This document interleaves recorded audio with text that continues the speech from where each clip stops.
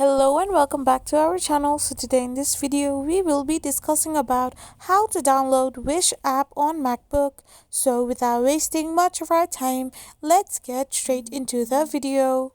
First and foremost, all you need to do is simply tap open the web catalog app on your MacBook. So once you do so, you need to go in the search bar and simply type in Wish. So once you do this, you can find the Wish app right there. So once you're in this page, simply tap on the install button.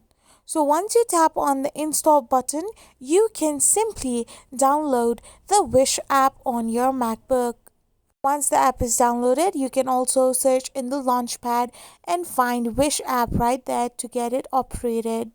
This is how you download the Wish app on your MacBook. I hope you found this video helpful, so don't forget to hit that subscribe button and do give us a thumbs up. We will be back again with these informative videos.